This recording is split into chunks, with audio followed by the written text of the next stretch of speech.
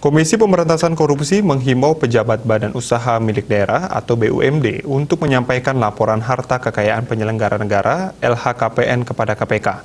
KPK mencatat 8,12% tersangka yang ditetapkan oleh KPK adalah pejabat dari BUMD. Menurut PLT juru bicara KPK Bidang Pencegahan IP Mariati Kuding, terdapat 1094 BUMD dan KPK mencatat 202 atau sekitar 18,46% BUMD yang telah terdaftar LHKPN.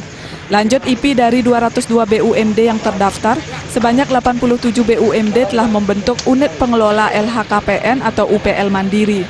Sedangkan sisanya bergabung bersama UPL pemerintah provinsi, kabupaten, dan kota. Berdasarkan data penanganan perkara yang ditangani KPK pada periode 2004 hingga Maret 2021, tercatat 93 dari 1.145 tersangka atau 8,12% merupakan jajaran pejabat BUMD. Data tersebut menempatkan BUMD sebagai instansi peringkat keempat setelah pemerintah kabupaten kota, kementerian, lembaga, dan pemerintah provinsi.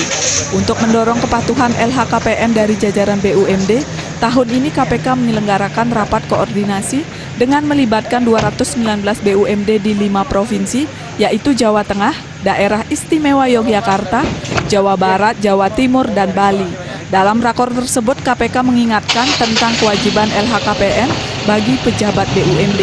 KPK juga mendorong penyusunan regulasi internal tentang LHKPN yang diharmonisasikan dengan Peraturan KPK Nomor 2 Tahun 2020 tentang tata cara pendaftaran, pengumuman, dan pemeriksaan LHKPN yang di dalamnya mencantumkan tentang jumlah wajib lapor, tata cara pelaporan, dan penerapan sanksi. Untuk memastikan kepatuhan kelengkapan dan validasi data wajib lapor, KPK mendorong BUMD untuk membentuk UPL Mandiri atau mengkoordinasikannya dengan Pemda terkait. Miase Bali Pos melaporkan.